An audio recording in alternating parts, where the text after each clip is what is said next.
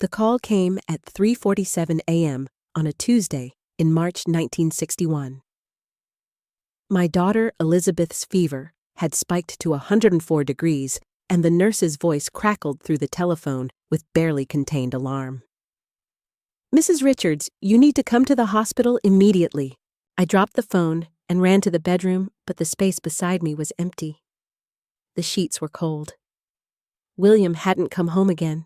Standing in that dark hallway, my baby burning with fever in a sterile hospital room. My husband God knows where, with God knows whom, I felt the first crack in the foundation of everything I'd believed about my life. I didn't know then that this moment would define everything that followed, that the woman who rushed into the night to save her daughter would emerge as someone entirely different from the naive 19-year-old who'd said "I do" 5 years earlier. My name is Jane Olivia Sanders. I'm 83 years old now, but my story truly begins in that dark moment when I realized that sometimes the people who promise to catch us are the very ones who let us fall. It was 1956 when I first met William Richards. Elvis Presley was scandalizing parents across America. President Eisenhower was promising prosperity, and I was a small-town girl working as a pharmacy clerk in Springfield, Illinois. My father drove trucks, my mother stitched clothes for other families, and I was the only daughter among 5 children who'd learned early that fighting for your place wasn't optional. It was survival. William walked into Johnson's pharmacy on a sweltering afternoon in July, his dark suit immaculate, despite the heat asking for headache powder. He was 27, recently transferred from Chicago, with eyes that seemed to hold secrets and a smile that made my knees forget their purpose. "Does the young lady also have something for a racing heart?" he asked, his voice smooth as expensive bourbon. I blushed crimson, but something in his tone made me bold. "That depends on what's causing it to race." He leaned closer, and I caught the scent of cologne and possibility. A beautiful woman with intelligent eyes, I suspect. My father was suspicious, as fathers were in those days. "City men are no good, Janie," he warned. "They're all flash and no substance." But William had a way of winning people over, of making them feel special chosen. He brought my mother roses from Chicago, discussed baseball with my father, and treated me like I was something precious. Within 6 months, even my skeptical father was calling him son. Our wedding in December 1956 was everything a small-town girl could dream of. My mother and aunts had spent months creating my dress layer upon layer of lace and satin that made me feel like a princess. The church was filled with white roses and winter light, and when William took my hand at the altar, I believed I was stepping into a fairy tale. "I promise to love and protect you, Jane," he whispered during our vows. "Nothing will ever hurt you while I'm here." The first years were golden. We rented a small house near downtown, and I threw myself into making it perfect. I planted geraniums in the window boxes, embroidered curtains for the kitchen, and spent hours perfecting recipes that would make William proud. When he was promoted to assistant manager at First National Bank, he promised we'd soon have our own home. "You're going to be the most envied woman in Springfield," he told me, spinning me around our tiny kitchen. Mrs. William Richards' wife of the youngest bank manager in the county, Mary Ann, arrived in 1958, a perfect baby with William's dark eyes and my stubborn chin. I'll never forget watching William hold her for the first time, tears streaming down his face as he whispered promises about the life he'd give her. In those moments, I felt like the luckiest woman alive. Sundays were our sacred time. We'd attend church, then stroll through the town square, William pushing Mary Ann's carriage, while neighbors called out greetings. "What a beautiful family," they'd say, and I'd glow with pride.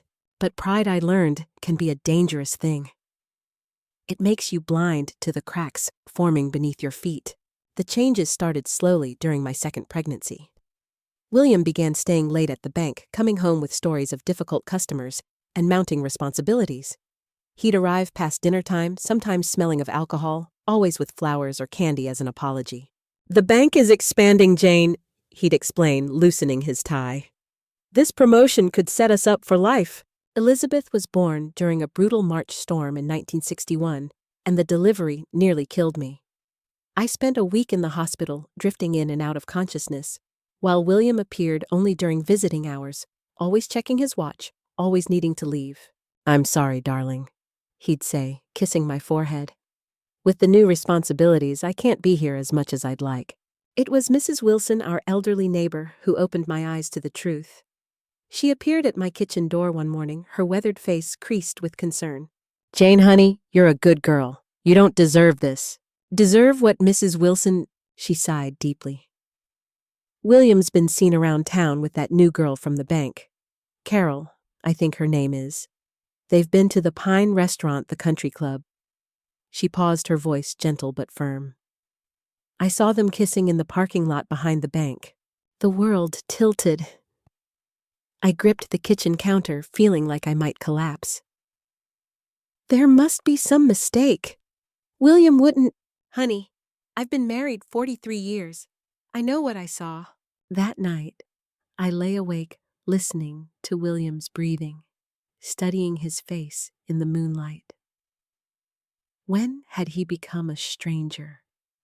When had the man who'd promised to protect me become the one causing me pain? The next morning, I casually mentioned Carol's name while William buttoned his shirt.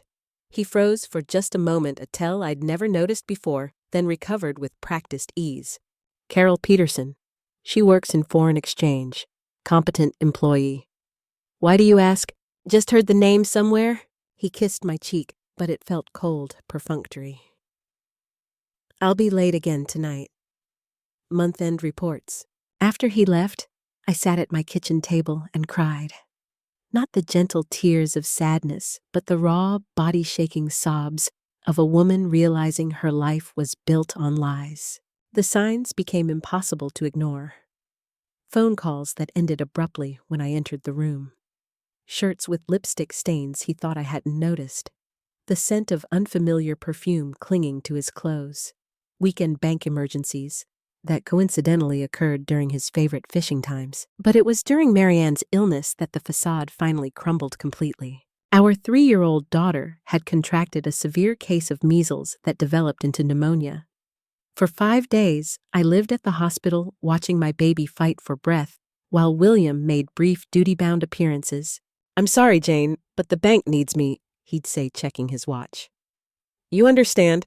On the third night, desperate for his support, I called the bank. "I'm sorry, Mrs. Richards," the security guard informed me, but Mr. Richards left at his usual time around 6 o'clock. It was nearly 10 p.m. I sat in that hospital chair watching my daughter struggle to breathe and felt something break inside me. Not just my heart, but something deeper. The trust that had been the foundation of everything I'd built. When Marianne finally recovered, William was the devoted father for exactly 1 week. Then the late nights resumed, the excuses multiplied, and I realized I was living with a man who'd become a skilled liar. I began watching him the way a detective studies a suspect. I memorized his tells, the way he touched his collar when he lied, how his voice changed when he was fabricating stories. I discovered receipts for expensive dinners I'd never attended, gifts I'd never received. A gold brooch, French perfume, theater tickets for 2. In December 1961, William announced he'd bought us a house in the new development for bank employees. I should have been thrilled, but all I felt was dread. The house was beautiful, with a large yard and modern appliances, but it felt like a prison designed to keep me comfortable while he lived his real life elsewhere. It was in the study of our new house that I found the photograph that shattered my remaining illusions. William and a stunning blonde woman embracing in front of Niagara Falls. On the back, in feminine handwriting, "Forever yours, Carol, July 1961. July 1961. The exact dates Marianne was hospitalized with pneumonia. I confronted him that night, my hands shaking as I held the photograph. "Who is she, William?" He didn't even try to deny it. "Carol Peterson. It's not what you think. What I think is that you were with her while our daughter was dying in the hospital." His face hardened. "Marianne wasn't dying. Don't be dramatic." "Answer me. Were you with her while I sat alone in that hospital room? The silence stretched between us like a chasm. When he finally spoke, his voice was cold, calculating. "You're always with the children, Jane. A man has needs." Needs? I stared at him, this stranger wearing my husband's face. "I'm your wife." "You're a mother who happens to be married to me? When was the last time you paid attention to anyone but those children?" The cruelty of his words stole my breath. But worse was the calculated way he delivered them, as if he'd been rehearsing this justification for months. "I take care of our home, our children, our life. You take care of what you want to take care of. You've never cared about what I need." I saw then how completely he'd rewritten our story in his mind. I wasn't the devoted wife he'd abandoned. I was the neglectful shrew who'd driven him to seek comfort elsewhere. "If you're so unhappy," I said, my voice barely steady, "then leave." He laughed, a sound devoid of warmth. "And go where this is my house, Jane. My name is on the deed. You seem to forget that without me, you'd have nothing." The threat was clear, and it worked. I had no money of my own, no profession, no family wealthy enough to support me, and 2 small children. In 1962, divorced women were social pariahs, and the courts almost always sided with the husband. I was trapped, and William knew it. The next months were a slow-motion nightmare. William no longer bothered hiding his affair. He'd come home at dawn, sometimes drunk, sometimes whistling. Carol became pregnant, and he made no effort to hide his excitement about the son he'd always wanted. "Boys carry on the family name," he told me casually over breakfast, as if discussing the weather. "It's important for a man to have a son." I looked at our daughters innocently eating their cereal and felt fury rise in my chest. "You have 2 children. I have 2 daughters," he corrected. "It's not the same thing." By summer 1962, I knew I couldn't continue living this lie. When William stumbled home at 3 a.m. reeking of perfume and whiskey, I was waiting in the living room with his suitcase. "Get out," I said, my voice steady despite my racing heart. "Go live with Carol. Go be the father to your son that you never were to your daughters." He stared at me, seeming surprised by my calm determination. "You're making a mistake, Jane. How will you survive without me?"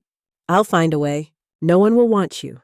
You're 25 years old with 2 children and no skills. You'll come crawling back." I stood up, walked to the door, and opened it. "Goodbye, William." He left that night, but not before delivering one final blow. "I'll be back for the girls when you realize you can't handle this alone. A woman like you isn't fit to raise children without a man's guidance." The door closed, and I collapsed against it crying until I had no tears left. But when I woke up the next morning, I felt something I hadn't experienced in years' hope. I was wrong about it being over. William's cruelty had only just begun. The eviction notice arrived 2 weeks later. The house belonged to the bank, and with William's transfer to the Chicago branch, we no longer qualified for employee housing. We had 30 days to vacate. I went to the bank, determined to speak with William, but the security guard had clear instructions. "Mr. Richards is no longer available for personal visits, ma'am." I stood on the sidewalk outside the bank, holding Elizabeth on my hip, while Marianne tugged at my skirt, and felt the walls closing in. No home, no money, no husband, and no legal rights to anything we'd built together. My parents offered their spare room, but it was barely large enough for me and the girls. My father's health was failing, and the additional expense strained their meager income. I needed to find work, but who would hire a woman with no experience and 2 small children? It was Mrs. Wilson who saved us. Her sister owned a boarding house downtown and needed help with cooking and cleaning. The pay was minimal, but it included a small room for me and the girls. "It's not much," Mrs. Wilson said apologetically, "but it's honest work." I threw my arms around her, crying tears of gratitude. "It's everything." The boarding house was a 3-story Victorian filled with working women, teachers, shopgirls, secretaries. Women who, like me, were making their way in a world that preferred them dependent and silent. I worked from dawn to dusk, cooking for 20 women, cleaning rooms, washing endless loads of laundry. My hands, once soft and manicured, became cracked and raw. My back ached from scrubbing floors.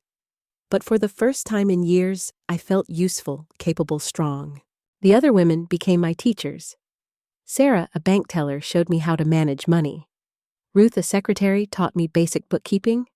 Agnes, a teacher, helped Marianne with her studies. We created our own family bound not by blood but by necessity and mutual support. It was from Ruth that I learned about William's new life. He'd married Carol in a lavish ceremony in Chicago. Their son Richard was born healthy and strong. The local newspaper had featured them in the society pages, the successful banker and his beautiful young wife. "He's telling everyone you left him," Ruth said gently.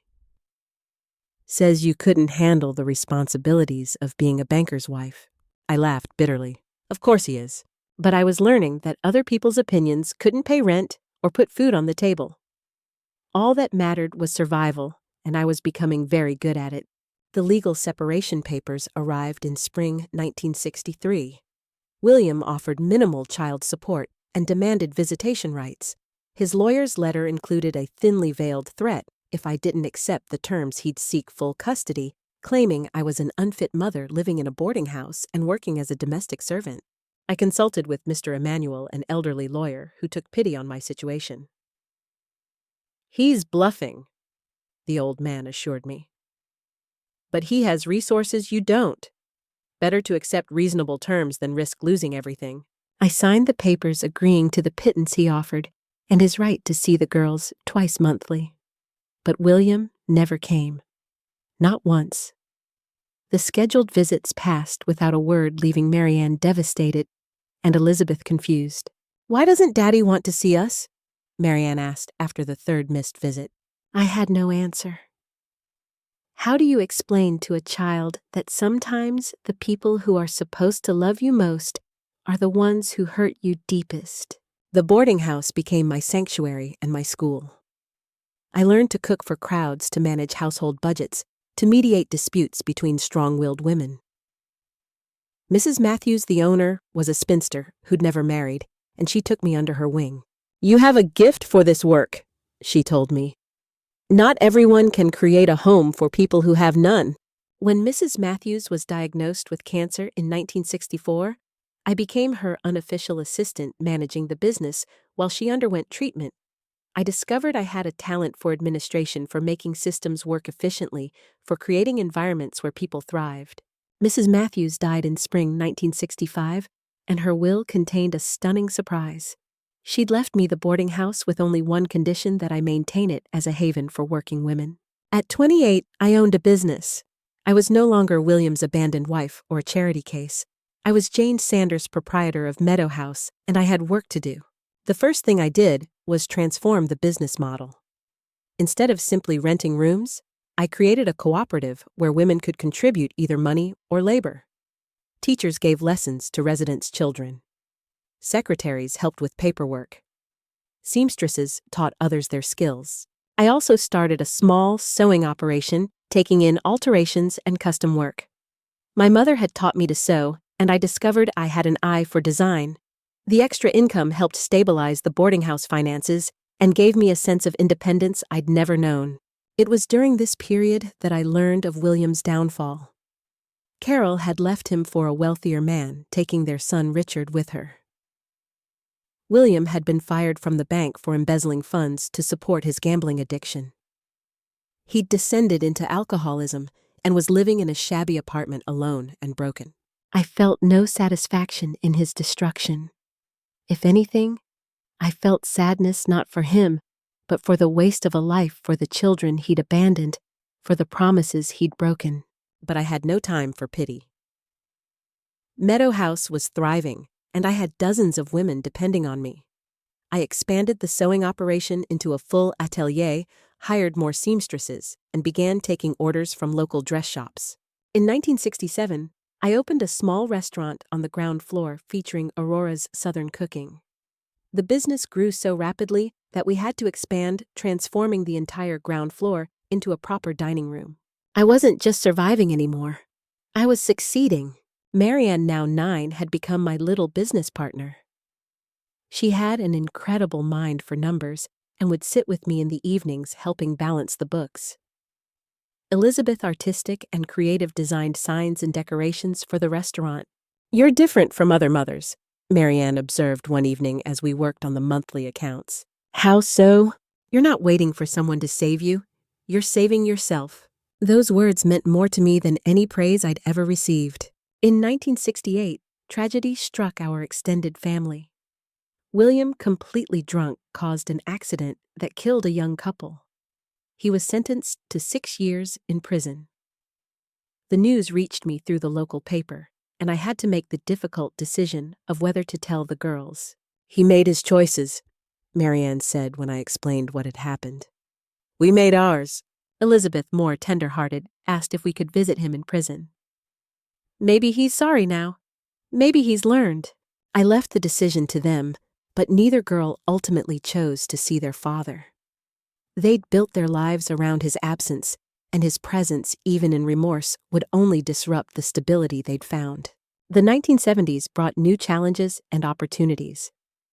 The women's liberation movement was gaining momentum, and suddenly, the life I'd built, women supporting women creating their own economic opportunities, was being recognized as revolutionary.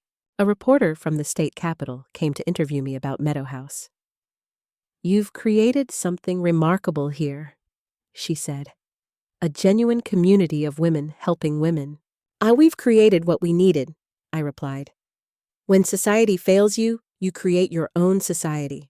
The article brought attention and new residents. We expanded again, purchasing the building next door and creating more housing for women in transition. The sewing atelier became a training center teaching unemployed women marketable skills. But the most significant change came in 1972, when a young woman appeared at our door carrying a 2-year-old boy. She was dying of cancer and had nowhere else to turn. "His name is Richard," she whispered. "His father abandoned him when I got sick. I can't take care of him anymore." I looked at the child, William's son, my daughter's half-brother, and felt my heart break and heal simultaneously. Here was another victim of William's selfishness, another child who needed saving. "Of course he can stay," I said, taking the boy into my arms. "He's family." Carol died 3 weeks later, and I legally adopted Richard. Marianne and Elizabeth embraced their brother without question, and suddenly our family felt complete in a way it never had before. The boarding house, the restaurant, the sewing atelier, all of it was thriving. But my greatest success was the family I'd built from the ashes of betrayal. Not just my children, but the dozens of women who'd found strength and purpose within these walls. In 1974, I received a letter from the prison. William was dying of liver disease and wanted to see his children. The letter was filled with remorse and regret, but also with the same self-serving rhetoric I remembered from our marriage. I showed the letter to Marianne, Elizabeth, and Richard. They were old enough to make their own decisions. "I don't want to see him," Marianne said firmly. "He's never been my father in any way that matters." Elizabeth was torn. "Maybe he's really changed. Maybe he's sorry." Richard, who'd never known his father, was curious but cautious. "What do you think, Mom?" I considered my words carefully. "I think people can change, but they have to prove it through actions, not just words. Whatever you decide, I'll support you." In the end, only Elizabeth chose to visit. She came back shaken, but somehow more at peace. "He's broken, Mom. Completely broken. I think seeing him helped me understand that his choices were never about us. They were about him." William died 2 weeks later alone, except for a prison chaplain. I organized a simple funeral, not for him, but for the closure my children needed. We buried him in the town cemetery, and I felt the last chains of my old life finally breaking. The 1980s brought recognition and expansion. Meadow House became a model for women's cooperatives across the state. I was invited to speak at conferences, to consult with other organizations, to share the blueprint for what we'd built. But I was proudest of my children. Marianne graduated from engineering school, one of only 3 women in her class, and joined a firm in Chicago. Elizabeth became an art therapist using creativity to help others heal from trauma. Richard studied literature and became a teacher, dedicating his life to education. All three of them credited their unconventional upbringing with teaching them that families are created through love and commitment, not just biology. In 1985, I received an unexpected visitor. An elderly woman appeared at Meadow House asking to speak with me privately. She was impeccably dressed, but seemed nervous, uncertain. "My name is Olivia Richards," she said. "I'm William's mother." I stared at her shocked. William had always claimed his parents were dead. "I've been looking for my grandchildren for years," she continued. "William told me you'd taken them away, that you wouldn't let him see them. I hired a private investigator who found you last month." The truth came out slowly. William had lied to his mother just as he'd lied to everyone else. He'd told her I was an unfit mother who'd poisoned his children against him. He'd said I'd remarried and moved away, that I'd forbidden any contact with his family. "I brought money," Olivia said, opening her purse. "I wanted to help support them." I laughed, but not unkindly. "Mrs. Richards, your grandchildren are grown adults with successful careers. They didn't need your money. They needed your love. And William made sure they never knew you existed." She broke down crying, and I found myself comforting the mother of the man who'd caused me so much pain. We spent hours talking, and I learned that William had been lying and manipulating people his entire life. His mother had been trying to find us for decades. The reunion with their grandmother was healing for my children, especially Richard, who'd always wondered about his father's family. Olivia became a regular presence in our lives, and her financial support helped us expand Meadow House even further. By 1990, we were running 3 buildings housing over 60 women at any given time. The restaurant had become a local institution, the sewing atelier a thriving business, and the childcare center we'd added was serving working mothers throughout the city. But perhaps most importantly, we'd created a model that was being replicated across the country. Women's cooperatives inspired by our example were opening in cities and towns everywhere. I was 53 years old, and I'd accomplished something I'd never dreamed possible. I'd taken the worst thing that had ever happened to me and transformed it into something beautiful and meaningful. The greatest twist in my story came in 1992, when I received a call from a lawyer in Chicago. Carol Williams' second wife had died in a car accident. She'd left behind a will that contained a shocking revelation. She'd been keeping a detailed journal of William's behavior throughout their marriage, documenting his lies, his affairs, his financial crimes. She'd also discovered that he'd been stealing from the bank much longer than anyone knew, including during our marriage. "She wanted you to have this," the lawyer said, handing me a thick folder. "She said it might help explain some things." Reading Carol's journal was like looking into a mirror from 30 years earlier. She'd suffered the same betrayals, the same lies, the same manipulation. But unlike me, she'd never found the strength to leave. She'd endured years of abuse, watching William destroy everything he touched. The most devastating revelation was about Richard. Carol had discovered that William had been planning to abandon his son from the moment he was born. He'd only stayed with Carol because she'd threatened to expose his embezzlement if he left. He never wanted any of us, I realized. We were all just obstacles to whatever he thought he wanted. But the journal also contained something else, detailed evidence of William's crimes. Evidence that could have cleared his name and possibly helped him avoid prison if it had been presented during his trial. Carol had kept it hidden, using it as protection against William's threats. But in the end, she'd recognized that his children deserved to know the truth about their father. I never shared the journal with Marianne Elizabeth or Richard. They'd built their lives around the father they'd known, and I saw no reason to add new layers of pain to old wounds. Instead, I kept it as a reminder of how far I'd come, how different my choices had been from Carol's. The 1990s brought personal happiness as well as professional success. Joseph, the gentle widower who'd been part of our lives for decades, finally asked me to marry him. We'd been companions for so long that marriage felt like a natural next step.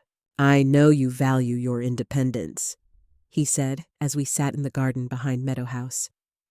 "I don't want to change that. I just want to make it official that we're partners in everything." We married in the same garden where I'd cried so many tears surrounded by the women who'd become my chosen family. Marianne, Elizabeth, and Richard walked me down the aisle, and I felt like the luckiest woman in the world. The new millennium brought new challenges.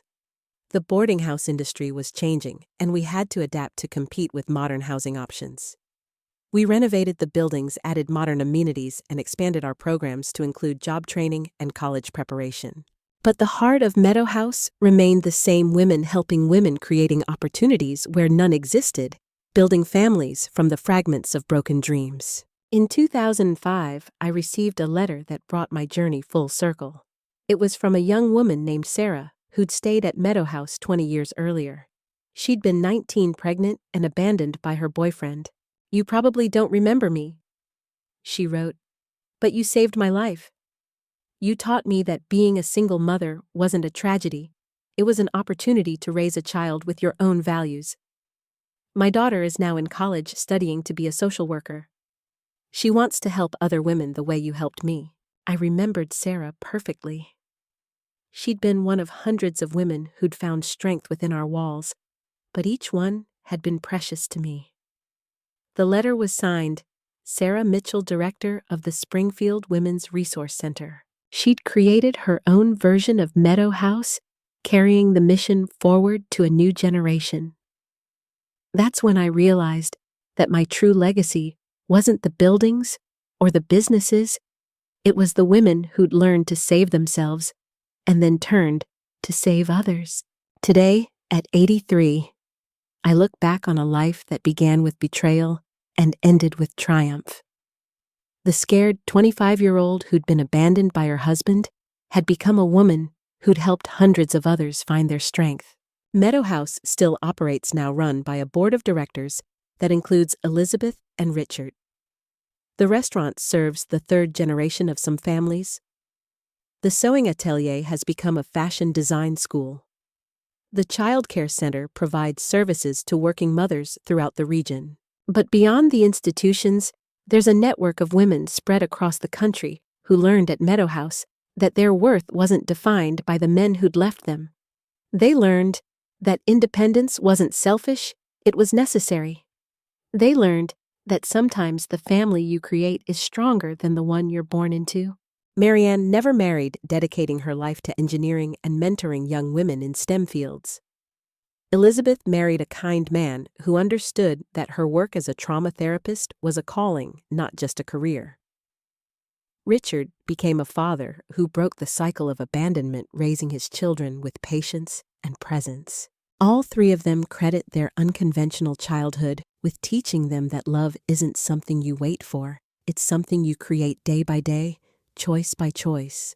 Joseph and I had 23 years together before he passed away peacefully in 2015. In his final days, he told me that I'd taught him that it's never too late to start over, that every ending can become a beginning if you have the courage to write a new story. As I sit in the garden behind Meadow House, watching the roses I planted decades ago bloom for another season, I think about the woman I was and the woman I became. The transformation wasn't magic. It was work. Daily exhausting, sometimes impossible work. But it was worth it. Every tear, every sleepless night, every moment of doubt was worth it for the life I built from the ashes of betrayal. The scars remain, but they're not wounds anymore. They're proof of survival, evidence of strength, reminders that we're capable of more than we ever imagined. Young women sometimes ask me how I did it, how I survived betrayal, poverty, and social stigma to build something meaningful. The answer is simple. I refuse to let someone else's choices define my worth. William took many things from me: my youth, my trust, my financial security, my social standing. But he couldn't take my will to survive, my capacity to love, my ability to create meaning from chaos. The girl who met him at the pharmacy counter thought she needed a man to complete her. The woman who said goodbye to him at the door knew she was already complete. She just needed the chance to prove it.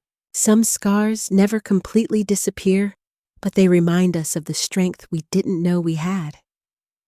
This is the story of a woman who transformed tears into determination when everything she had built crumbled. It's the story of every woman who's ever had to choose between giving up and starting over. It's proof that our greatest wounds can become our greatest gifts, that our deepest pain can become our most powerful purpose. I am Jane Olivia Sanders, and this is my story of how love that turned to ashes became the foundation for something stronger than I ever dreamed possible. The betrayal that nearly destroyed me became the catalyst for a life of meaning, purpose, and impact. And if I could go back and change it, if I could spare myself the pain of William's abandonment, I wouldn't. Because without that darkness, I never would have discovered my own light. Without that breaking, I never would have learned how to help others heal. The woman who was abandoned became the woman who never let anyone else face abandonment alone. The wife who was betrayed became the mother who taught her children that their worth comes from within. The victim became the victor, not through revenge, but through the simple act of refusing to let cruelty have the last word. That's the true story of how a grandmother turned her deepest pain into her greatest purpose. And it's proof that no matter how dark, the night dawn always comes to those who keep walking toward the light. The years that followed William's death were ones of profound transformation, not just for me, but for the entire community that had grown around Meadow House. By 1975, we had evolved from a simple boarding house into something unprecedented, a self-sustaining ecosystem of women, supporting women creating opportunities where none had existed before. The expansion began when the city announced plans to demolish the old textile factory across the street. The building had been abandoned for 5 years, its broken windows and crumbling facade a constant reminder of economic decline. But when I looked at it, I saw possibility. "You're crazy, Jane," Joseph said when I told him my plan. "That building is a money pit." So was this place when Mrs. Matthews left it to me? I replied, standing in the garden where we'd shared so many conversations. Sometimes, the best opportunities come disguised as disasters. The negotiations with the city took months. They wanted to tear down the factory and build a parking lot, but I proposed something different, a comprehensive women's center that would provide job training, childcare, and affordable housing all under one roof. "Mrs. Sanders," said Councilman Morrison, barely concealing his skepticism, "you're talking about an investment of hundreds of thousands of dollars. Do you have any idea what you're proposing?"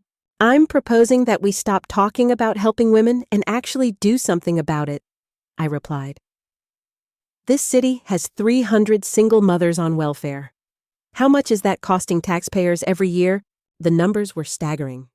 The city was spending nearly $500,000 annually on welfare payments, social services, and emergency housing for struggling families. My proposal would cost less than that in the first year and would be self-sustaining within 3 years. But the real breakthrough came when I presented the human stories behind the statistics. I brought Sarah, a former boarder, who'd gone from welfare recipient to licensed practical nurse. I brought Maria, who'd escaped an abusive marriage and now ran her own bakery. I brought Jennifer, who'd been homeless with 2 children and was now studying to be a teacher. "These women don't need charity," I told the council. "They need opportunity. Give us the building and we'll show you what opportunity looks like." The vote was close, 4-3, but we won. The city agreed to sell us the building for $1, provided we met specific milestones for job placement and self-sufficiency. The renovation took 2 years and required every skill I'd developed in running Meadow House. I learned to read blueprints, to negotiate with contractors, to manage budgets that made my household finances look simple. But most importantly, I learned to delegate. Marianne, now 17 and preparing for engineering school, became my unofficial project manager. Her mathematical mind could spot inefficiencies and cost overruns that I would have missed. Elizabeth, artistic and intuitive, designed the interior spaces to be welcoming and functional. Even Richard, still young, helped by entertaining the children of women who were working on the renovation. "Mom," Marianne said one evening as we reviewed the latest contractor bids, "you're not just building a women's center, you're building a small city." She was right. The renovated factory would house 50 families, provide childcare for 100 children, offer job training in 5 different fields, and include a commercial kitchen that could supply both our restaurant and outside catering contracts. But the most innovative feature was the cooperative structure I'd developed. Instead of traditional rent, residents would contribute a combination of money, labor, and time. A woman might pay half her rent in dollars and half by teaching literacy classes. Another might contribute by managing the childcare center while studying to become a teacher herself. "It's like a family," explained Rosa, one of our first residents, to a reporter from the state capitol. "Everyone contributes what they can, and everyone benefits from what others offer." The reporter, a young woman named Patricia, was initially skeptical. "But how do you ensure accountability? How do you prevent people from taking advantage of the system?" "The same way any family does," I replied, "through mutual respect, clear expectations, and the understanding that everyone's success depends on everyone else's contribution." The article that resulted, titled "The Meadow House Miracle," brought national attention to our model. Within 6 months, I was receiving calls from women across the country who wanted to replicate our approach. But success brought new challenges. The more visible we became, the more resistance we faced from those who preferred the status quo. The first serious threat came from an unexpected source, the State Welfare Office. A new supervisor, Margaret Thornton, had been appointed with a mandate to reduce welfare rolls by any means necessary. She saw our program as a threat to her authority. "Mrs. Sanders," she announced during an unscheduled inspection, "I'm concerned about the irregular nature of your residents' contributions. How can we verify that they're meeting their financial obligations?" I showed her our detailed records, the timesheets, the skills assessments, the job placement statistics. But she wasn't interested in evidence, she was interested in control. "I'm recommending that the state discontinue any residents who don't pay full market rent in cash," she declared.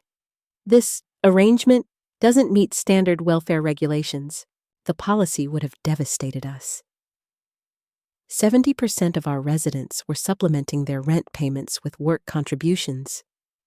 Forcing them to pay full cash rent would mean eviction for dozens of families. "You're punishing women for being resourceful," I told her. "You're penalizing them for finding ways to contribute instead of just collecting checks." "I'm enforcing the law," she replied coldly. "Welfare recipients must meet specific financial requirements. Your little experiment in social engineering doesn't change that." The battle that followed was unlike anything I'd experienced. We organized protests, wrote letters to legislators, and mobilized the women whose lives had been transformed by our programs. But bureaucracy has its own momentum, and changing government policy requires more than good intentions. It was Marianne who found the solution. Now, a freshman at the State University studying engineering, she'd been researching housing law for a class project. She discovered that our cooperative structure actually qualified us for a different type of government support, one that recognized sweat equity as legitimate rent payment. "Mom, you've been fighting the wrong battle," she told me during one of our weekend strategy sessions. "You don't need to change welfare law. You need to change how we're classified." The reclassification process took 6 months and required testimony from residents' employers and community leaders. But when it was complete, we had achieved something unprecedented: official recognition of our cooperative model as a legitimate housing alternative. Margaret Thornton was not pleased. "This is just a delay tactic," she warned. "I'll find other ways to shut down your operation." She was as good as her word. Over the next year, she sent inspectors to examine our facilities, auditors to review our finances, and social workers to interview our residents. She was looking for any violation, any excuse to close us down. The harassment took its toll. Some residents, frightened by the constant scrutiny, moved to traditional housing. Others, exhausted by the uncertainty, decided to leave the state entirely. The stress was affecting everyone, including me. Maybe it's time to consider scaling back, Joseph suggested one evening as we walked through the garden. You've accomplished more than anyone could have imagined. Maybe it's enough. No, I said, surprising myself with the firmness in my voice. It's not enough. Not while women like Sarah and Maria and Jennifer are still fighting for a chance. Not while bureaucrats like Margaret Thornton can destroy lives with a signature. The turning point came in the spring of 1977. A fire in the downtown area had displaced 15 families, including 8 single mothers with children. The city's emergency housing options were full, and the displaced families were facing homelessness. I made a decision that would either save us or destroy us. I announced that Meadow House would take in all 15 families even though we were already at capacity. Where will you put them? Asked Mayor Johnson, who'd been a supporter of our programs. We'll make room, I replied. We'll convert the conference room into temporary housing. We'll put families in the restaurant after hours. We'll do whatever it takes. The next 2 weeks were chaos. We had families sleeping in every available space, children doing homework in the hallways, and meals served in shifts around the clock. But something magical happened. The entire community rallied to help. Existing residents shared their rooms with displaced families.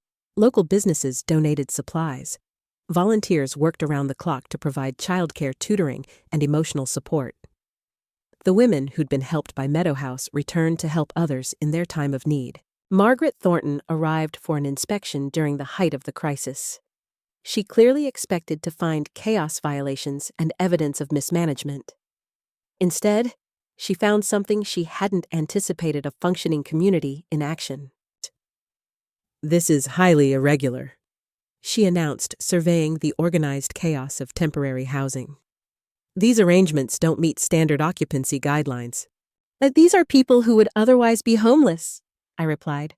Would you prefer they sleep on the streets? I would prefer they follow proper procedures and wait for appropriate housing through official channels. It was Rosa who spoke up, the same woman who'd described our community as a family. Ma'am, proper procedures would have my children sleeping in a car tonight. Mrs. Sanders opened her doors when everyone else closed theirs. That's not irregular, that's what neighbors do. Other residents joined the conversation, sharing their stories of how Meadow House had transformed their lives. Margaret Thornton listened with growing discomfort as woman after woman testified to the program's impact.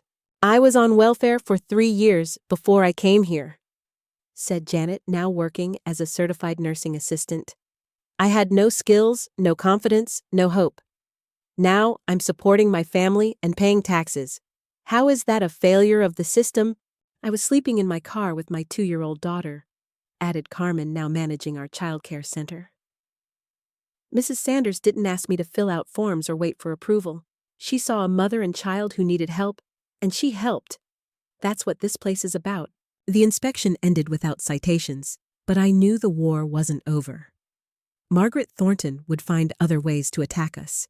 I needed to be proactive, not reactive. The solution came from an unexpected source, Patricia, the reporter, who'd written the original article about our program. She called with a proposal that would change everything. I've been following your story for 2 years, she said. I'd like to write a book about Meadow House, about you, about the women whose lives you've transformed. But more than that, I'd like to help you create a national network of similar programs. The book, The Meadow House Model: Women Creating Their Own Solutions, was published in 1978 and became a bestseller. It featured detailed case studies of 20 women who'd transformed their lives through our programs, along with practical guidance for replicating our approach. But the book's real power was in its timing. The women's movement was gaining momentum, and there was growing recognition that traditional welfare approaches weren't working. Our model offered a third way: not charity, not welfare, but genuine opportunity. Orders for the book came from women's organizations, universities, and government agencies across the country. I began receiving invitations to speak at conferences, to consult with communities wanting to start their own programs, to testify before legislative committees. The increased visibility brought protection as well as opportunity. Margaret Thornton found it much harder to attack a program that was being praised in national publications and studied by policy experts. But the most significant change was in my own understanding of what we'd accomplished. I'd started with the simple goal of survival, finding a way to support myself and my daughters after William's abandonment. I'd ended up creating something much larger, a model for how communities could address poverty, inequality, and social isolation. The success brought new responsibilities. In 1979, I was elected to the Springfield City Council, running on a platform of community-based solutions to social problems. My first initiative was creating a city-funded program to help other communities replicate the Meadow House model. "Mrs. Sanders," said my old nemesis Councilman Morrison during my first council meeting, "I have to admit I was wrong about your project. What you've accomplished is remarkable." Thank you, but this isn't about me," I replied. "It's about recognizing that people are capable of solving their own problems if we give them the tools and support they need." The city program funded the creation of 5 additional cooperative housing projects over the next 3 years. Each was adapted to its specific community's needs, but all were based on the same principle that mutual support and shared responsibility create stronger communities than individual competition. My children were growing up in this environment of empowerment and possibility. Marianne graduated from engineering school in 1980, one of only 3 women in her class. She immediately went to work for a firm specializing in affordable housing design, saying she wanted to help build the physical structures that would support communities like ours. Elizabeth finished her degree in art therapy and returned to Springfield to work with the children at Meadow House. She'd seen firsthand how art could help children process trauma and build confidence, and she wanted to share that gift with others. Richard, now 16, had grown up understanding that families come in many forms and that strength comes from community. He was already talking about studying education, saying he wanted to teach in communities where schools had failed children. "You've raised us to believe we can change the world," he told me one evening as we worked in the garden. "But you've also shown us that changing the world starts with changing one life at a time." The 1980s brought new challenges as federal funding for social programs was drastically reduced. Many organizations that had depended on government support were forced to close. But our cooperative model, which had always emphasized self-sufficiency, proved remarkably resilient. We adapted by expanding our commercial enterprises. The restaurant became a catering business that employed 30 women. The sewing atelier evolved into a fashion design program that sold clothes to boutiques across the state. The child care center began offering services to working parents throughout the city. "You've created something unprecedented," observed Dr. Sarah Mitchell, a sociologist who'd been studying our program for her dissertation. "You've built a social enterprise that's both economically viable and socially transformative." But the most important transformation was in the women themselves. I watched women who'd arrived broken, defeated, and hopeless discover their own strength, develop new skills, and create lives they'd never imagined possible. Take Sandra, who arrived in 1981 with 3 children and a black eye from her ex-husband. She'd never worked outside the home and had no high school diploma. Within 2 years, she'd earned her GED, completed training as a medical assistant, and was working at the local hospital. By 1985, she was studying to become a registered nurse. "I used to think I was worthless," she told me during her graduation ceremony. "My husband told me I was stupid, that I'd never amount to anything without him. Coming here saved my life, but more than that, it showed me who I really am." Or Maria, who'd arrived from El Salvador, with her daughter speaking no English and knowing no one. She started by cleaning rooms at the boarding house, but she had a gift for cooking. We helped her develop a small catering business specializing in Latin American cuisine. By 1986, she owned 2 restaurants and was employing 12 people. In my country, women like me had no opportunities," she explained to a group of visiting social workers. "Here, Mrs. Sanders taught me that opportunity isn't something you wait for, it's something you create." The stories multiplied, each one unique, but connected by common themes. The discovery of hidden strengths, the power of community support, the transformation that comes from being seen as capable rather than helpless. In 1987, I received an honor that moved me more than any recognition I'd ever received. The National Organization for Women selected me as their Woman of the Year, but it wasn't the award itself that touched me, it was the citation.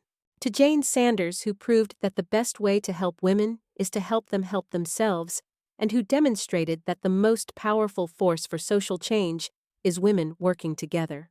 The ceremony was held in Washington, D.C., and I brought representatives from Meadow House with me, not staff, but residents and graduates who could speak to the program's impact from their own experience. As I stood at the podium looking out at an audience of women who'd spent their lives fighting for equality and opportunity, I thought about the journey that had brought me there. From the abandoned wife working as a cleaning lady to the nationally recognized social innovator, it seemed impossible, but it had happened one day. One decision, one act of courage at a time. 25 years ago. I began. I was a woman with no options, no resources, and no hope. I was told I should be grateful for whatever scraps of support I could find.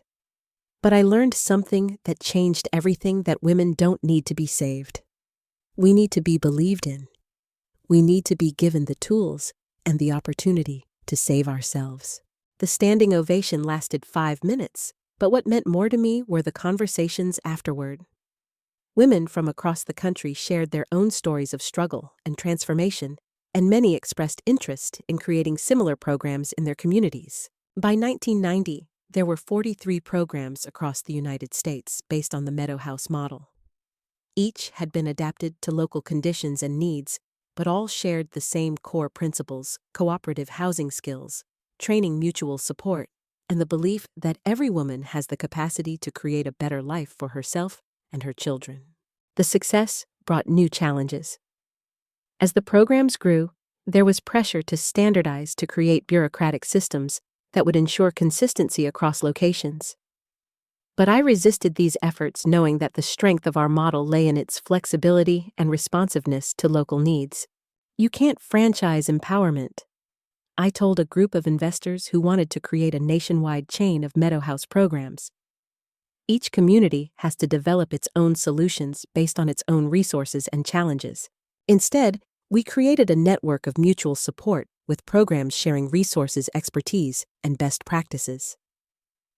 Annual conferences brought together women from across the country to learn from each other's experiences and adapt successful innovations to their own situations. The most emotional moment of these gatherings came when women who'd been helped by the programs returned to help others. Former residents became program directors, board members, and mentors. The cycle of mutual support had become self-sustaining. The 1990s brought personal milestones as well as professional achievements. Marianne had become a successful engineer specializing in sustainable housing design. She'd never married, choosing instead to focus on her career and her role as a mentor to young women entering engineering. "I learned from you that a woman doesn't need a man to have a fulfilling life," she told me during a family dinner.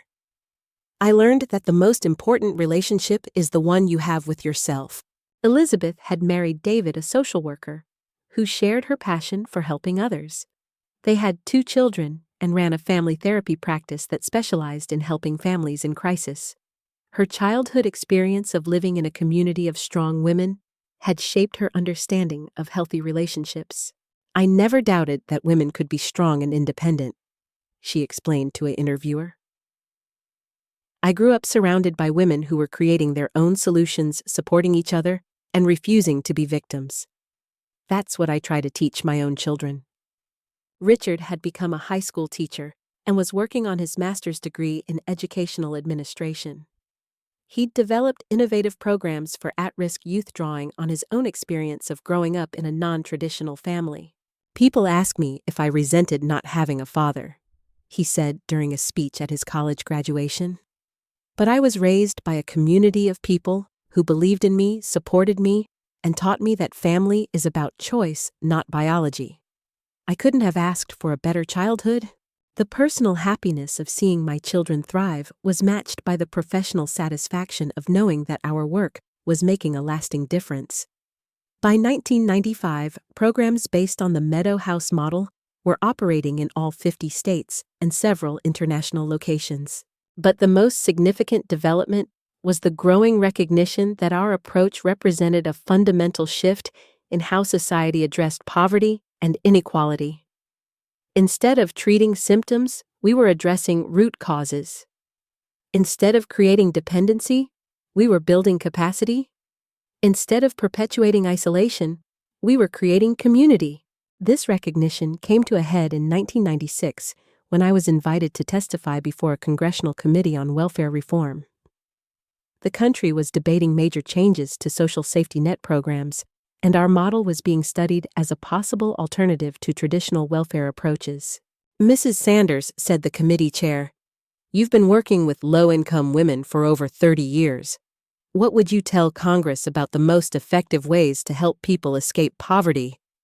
I looked around the committee room filled with elected officials, policy experts, and advocates, and thought about all the women whose lives had been transformed by our programs. "I would tell you that poverty isn't a character flaw or a lack of motivation," I replied. "It's a lack of opportunity. Give people the tools they need, the support they deserve, and the respect they've earned, and they'll solve their own problems. Our job isn't to save them, it's to believe in them." The welfare reform legislation that passed later that year included provisions for supporting innovative programs like ours.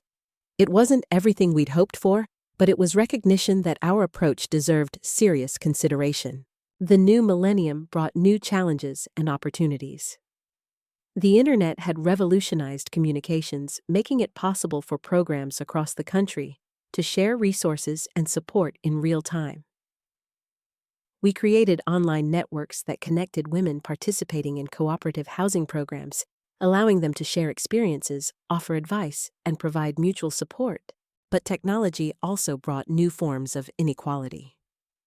The digital divide meant that many of the women we served lacked access to computers and internet connections, putting them at a disadvantage in an increasingly connected world. We responded by creating computer labs in our facilities and offering digital literacy training alongside traditional skills programs. By 2005, every woman who completed our program had basic computer skills and an email address. "You're not just teaching us to use computers," observed Janet, a program participant who'd gone on to start her own online business. "You're teaching us that we can adapt to change, that we can learn new skills no matter what our background." The adaptability she mentioned had become a hallmark of our approach.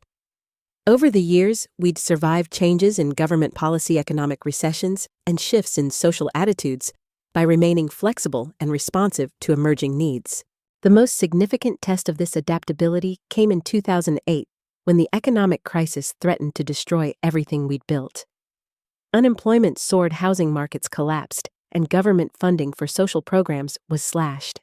Many similar organizations were forced to close, but our cooperative model proved remarkably resilient. Because we'd always emphasized self-sufficiency and mutual support, we were less dependent on external funding than traditional programs. More importantly, our network of graduates and supporters rallied to help. Women who'd been helped by our programs years earlier returned to offer financial support, volunteer time, and professional expertise. The community we'd built over decades proved strong enough to weather the storm. "This is what you taught us," explained Rosa, now a successful small business owner, as she wrote a check to help fund emergency housing for families displaced by the crisis. "You taught us that we're only as strong as our weakest member, and that success means lifting others up with us." The crisis actually strengthened our programs by demonstrating their value. As traditional support systems failed, communities across the country looked to our model for solutions. Applications for new programs increased dramatically, and we found ourselves training organizers and administrators for dozens of new locations. By 2010, I was 73 years old and ready to step back from day-to-day operations. The programs I'd started had evolved into a nationwide movement with their own leadership funding sources and support networks. But I wasn't ready to retire completely. There was still work to be done, still women who needed support, still communities that could benefit from our approach.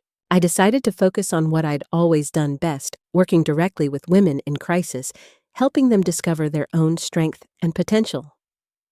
I returned to the direct service work that had been the foundation of everything else. The most rewarding part of this work was seeing the full circle of transformation. Women who'd been helped by our programs 20 or 30 years earlier were now bringing their own daughters and granddaughters to us, not because they needed help, but because they wanted their families to be part of a community that valued mutual support and empowerment. "I want my granddaughter to grow up the way I did," explained Carmen, who'd been one of our first residents in the 1970s. "I want her to see strong women supporting each other, to understand that she can accomplish anything she sets her mind to." The generational impact was perhaps the most important measure of our success. We hadn't just helped individual women, we'd changed family cultures, community expectations, and social norms around women's capabilities. As I approached my 80th birthday in 2017, I reflected on the journey that had brought me from abandoned wife to social innovator. The transformation hadn't happened overnight, and it hadn't been easy. But it had been worth every struggle, every setback, every moment of doubt. The scared 25-year-old who'd been left alone with 2 children had become a woman who'd helped thousands of others discover their own strength. The victim of betrayal had become a force for empowerment. The woman who'd once had no options had created opportunities for countless others. But perhaps most importantly, I'd learned that healing isn't something you achieve once and then maintain. It's a daily practice, a conscious choice to transform pain into purpose, to turn scars into sources of strength. The boarding house where I'd once worked as a cleaning lady had become the headquarters of a national movement. The sewing skills I'd learned as a girl had become the foundation of a business that employed hundreds of women. The garden where I'd cried over William's betrayal had become a place where women from around the world came to learn about creating their own solutions. Today, as I write these words at 83, I'm surrounded by the evidence of what's possible when women refuse to accept limitations imposed by others. The walls of my office are covered with photographs of women who've graduated from our programs, letters from daughters and granddaughters who've been inspired by their mothers' transformations, and newspaper clippings documenting the spread of our model across the country and around the world. But the most meaningful reminders are the everyday moments, the sound of children playing in the courtyard, the sight of women hurrying to classes or jobs, the conversations in the hallways between residents who've become friends, mentors, and mutual support systems. This is the legacy I'm most proud of, not the buildings or the programs or the recognition, but the thousands of women who've learned that they're capable of creating the lives they want for themselves and their children. The story that began with betrayal and abandonment has become a story of empowerment and possibility. The woman who once believed she needed a man to complete her discovered that she was already complete. She just needed the opportunity to prove it to herself. And perhaps that's the most important lesson of all, that our greatest wounds can become our greatest gifts, that our deepest pain can become our most powerful purpose, and that the scars we carry are not signs of weakness, but evidence of our strength.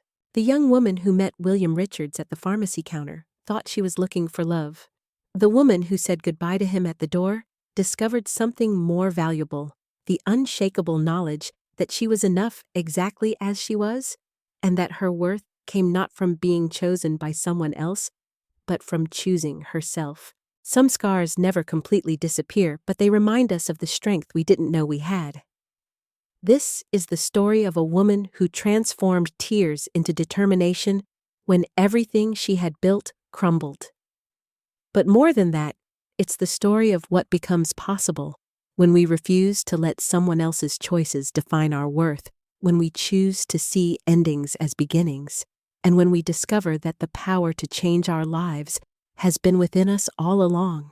The betrayal that nearly destroyed me became the foundation for a life of meaning, purpose, and impact. And if I could speak to that broken young woman sitting in the hospital while her daughter fought for breath and her husband chose someone else, I would tell her what I know now, that this is not the end of your story, but the beginning of your strength. The woman who was abandoned became the woman who made sure no one else would face abandonment alone. The wife who was betrayed became the mother who taught her children that their worth comes from within. The victim became the victor not through revenge, but through the simple act of refusing to let cruelty have the last word. That is the true story of how a grandmother turned her deepest pain into her greatest purpose. And it is proof that no matter how dark, the night dawn always comes to those who keep walking toward the light.